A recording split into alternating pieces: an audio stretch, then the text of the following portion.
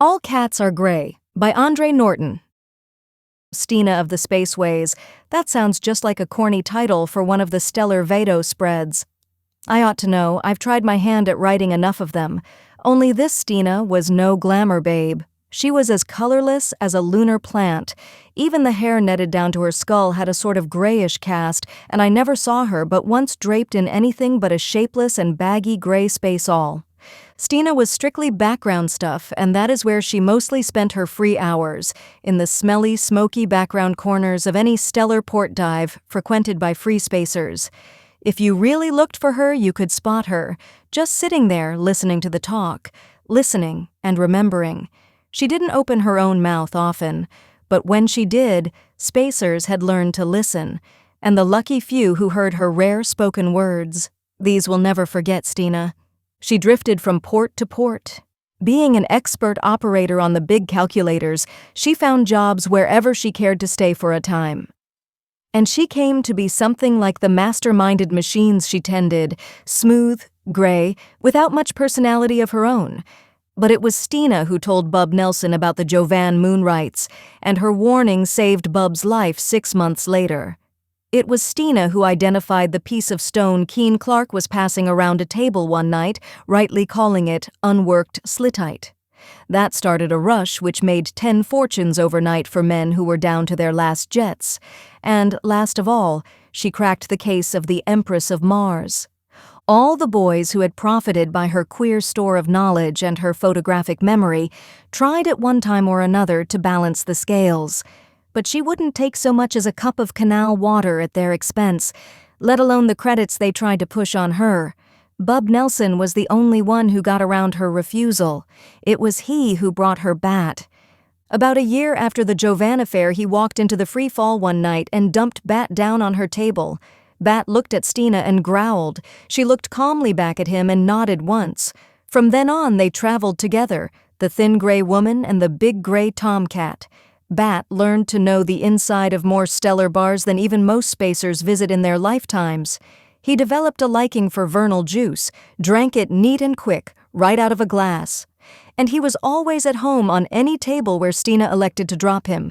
This is really the story of Stina, Bat, Cliff Moran, and the Empress of Mars, a story which is already a legend of the spaceways, and it's a damn good story too.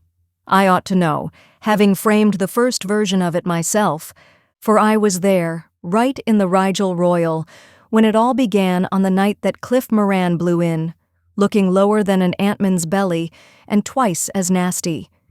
He'd had a spell of luck foul enough to twist a man into a slug snake, and we all knew that there was an attachment out for his ship. Cliff had fought his way up from the back courts of Veniport, lose his ship, and he'd slip back there to rot. He was at the snarling stage that night when he picked out a table for himself and set out to drink away his troubles.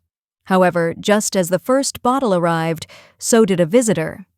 Stina came out of her corner, Bat curled around her shoulders stole-wise, his favorite mode of travel. She crossed over and dropped down without invitation at Cliff's side. That shook him out of his sulks, because Stina never chose company when she could be alone.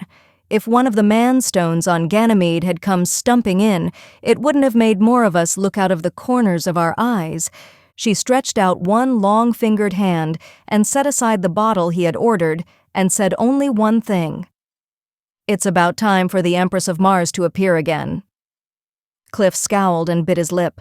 He was tough as jet lining. You have to be granite inside and out to struggle up from Veniport to a ship command. But we could guess what was running through his mind at that moment.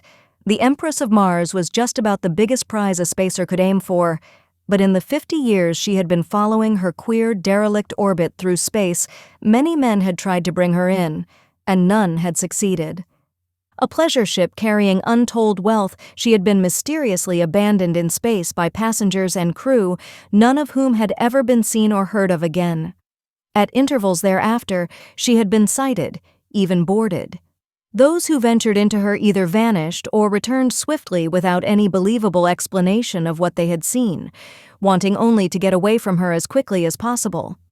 But the man who could bring her in, or even strip her clean in space, that man would win the jackpot. "All right." Cliff slammed his fist down on the table. I'll try even that." Stina looked at him, much as she must have looked at Bat the day Bub Nelson brought him to her, and nodded. That was all I saw. The rest of the story came to me in pieces, months later, and in another port half the system away. Cliff took off that night. He was afraid to risk waiting, with a rid-out that could pull the ship from under him, and it wasn't until he was in space that he discovered his passengers, Stina and Bat. We'll never know what happened then. I'm betting that Stina made no explanation at all. She wouldn't. It was the first time she had decided to cash in on her own tip, and she was there, that was all. Maybe that point weighed with Cliff, maybe he just didn't care. Anyway, the three were together when they sighted the Empress riding, her dead lights gleaming, a ghost ship in night space. She must have been an eerie sight because her other lights were on too, in addition to the red warnings at her nose. She seemed alive, a Flying Dutchman of space. Cliff worked his ship skillfully alongside and had no trouble in snapping magnetic lines to her lock. Some minutes later, the three of them passed into her. There was still air in her cabins and corridors, air that bore a faint, corrupt taint, which set Bat to sniffing greedily and could be picked up even by the less sensitive human nostrils. Cliff headed straight for the control cabin, but Stina and Bat went prowling. Closed doors were a challenge to both of them, and Stina opened each as she passed, taking a quick look at what lay within.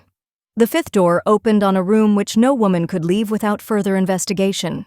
I don't know who had been housed there when the Empress left port on her last lengthy cruise. Anyone really curious can check back on the old photo-reg cards. But there was a lavish display of silks trailing out of 2 travel kits on the floor, a dressing table crowded with crystal and jeweled containers, along with other lures for the female which drew Stina in. She was standing in front of the dressing table when she glanced into the mirror, glanced into it and froze.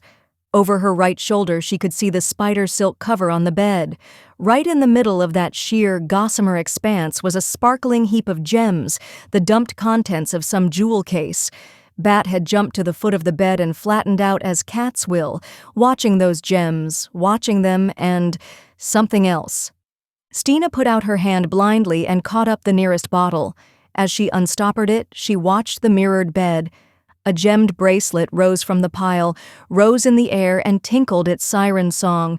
It was as if an idle hand played. Bat spat almost noiselessly, but he did not retreat. Bat had not yet decided his course. She put down the bottle. Then she did something which perhaps few of the men she had listened to through the years could have done.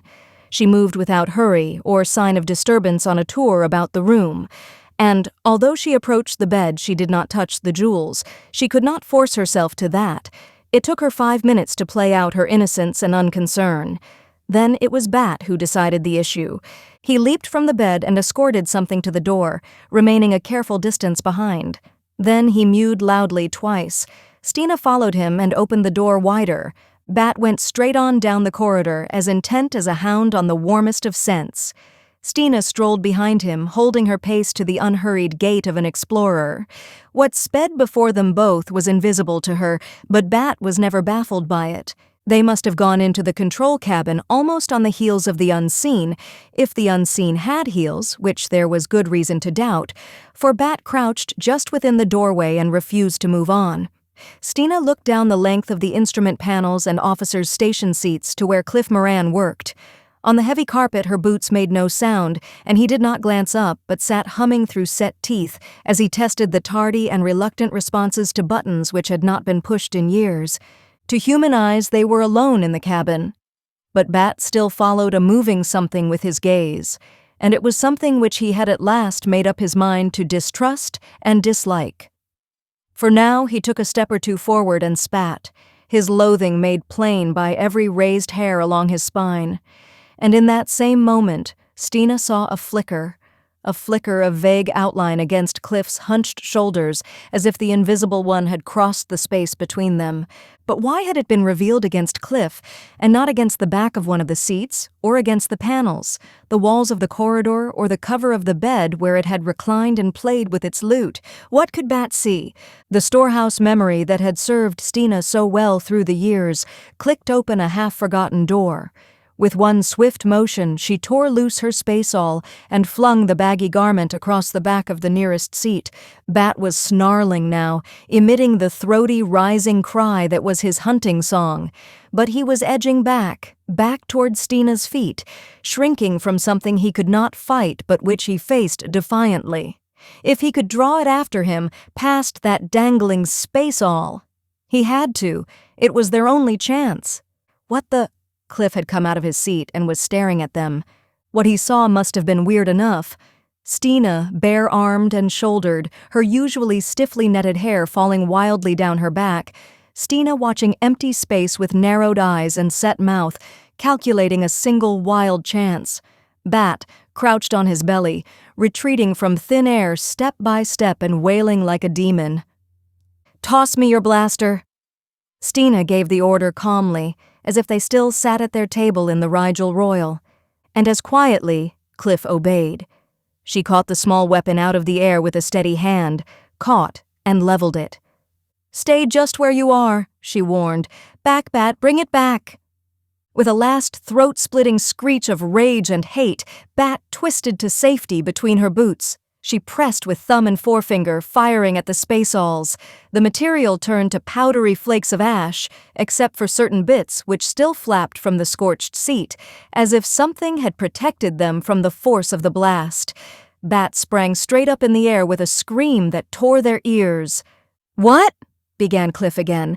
Stina made a warning motion with her left hand. "Wait." She was still tense, still watching Bat. The cat dashed madly around the cabin twice, running crazily with white-ringed eyes and flecks of foam on his muzzle. Then he stopped abruptly in the doorway, stopped and looked back over his shoulder for a long, silent moment. He sniffed delicately. Stina and Cliff could smell it too now, a thick, oily stench which was not the usual odor left by an exploding blaster shell. Bat came back, treading daintily across the carpet, almost on the tips of his paws. He raised his head as he passed Stina, and then he went confidently beyond to sniff and spit twice at the unburned strips of the spaceall. Having thus paid his respects to the late enemy, he sat down calmly and set to washing his fur with deliberation. Stina sighed once and dropped into the navigator's seat. "Maybe now you'll tell me what in the hell's happened," Cliff exploded as he took the blaster out of her hand. "Gray," she said dazedly. "It must have been gray, or I couldn't have seen it like that. I'm colorblind, you see. I can see only shades of gray. My whole world is gray. Like Bat's. His world is gray too, all gray. But he's been compensated for he can see above and below our range of color vibrations, and apparently, so can I." Her voice quavered, and she raised her chin with a new air Cliff had never seen before, a sort of proud acceptance. She pushed back her wandering hair, but she made no move to imprison it under the heavy net again. "That is why I saw the thing when it crossed between us. Against your spaceall it was another shade of gray, an outline. So I put out mine and waited for it to show against that. It was our only chance, Cliff. It was curious at first, I think, and it knew we couldn't see it, which is why it waited to attack. But when Bat's actions gave it away, it moved. So I waited to see that flicker against the spaceall, and then I let him have it. It's really very simple." Cliff laughed a bit shakily. "But what was this gray thing? I don't get it." "I think it was what made the Empress a derelict. Something out of space, maybe, or from another world somewhere." She waved her hands. "It's invisible because it's a color beyond our range of sight. It must have stayed in here all these years. And it kills. It must, when its curiosity is satisfied." Swiftly, she described the scene in the cabin and the strange behavior of the gem pile which had betrayed the creature to her. Cliff did not return his blaster to its holder. "Any more of them on board, do you think?" He didn't look pleased at the prospect. Stina turned to Bat. He was paying particular attention to the space between two front toes in the process of a complete bath. "I don't think so, but Bat will tell us if there are. He can see them clearly, I believe." But there weren't any more, and 2 weeks later, Cliff, Stina, and Bat brought the Empress into the lunar quarantine station. And that is the end of Stina's story because, as we have been told, happy marriages need no chronicles. And Stina had found someone who knew of her gray world and did not find it too hard to share with her, someone besides Bat. It turned out to be a real love match. The last time I saw her, she was wrapped in a flame-red cloak from the looms of Rigel and wore a fortune in Jovan rubies blazing on her wrists. Cliff was flipping a 3-figure credit bill to a waiter, and Bat had a row of Vernal juice glasses set up before him. Just a little family party out on the town. The end. Best Audiobooks for Free hopes that you have enjoyed this production of All Cats Are Gray by Andre Norton. Please subscribe to our channel on YouTube and Rumble, as your subscription is the support we need to create more great free content. Please look to our website at bestaudiobooksforfree.com for a complete list of our audiobooks.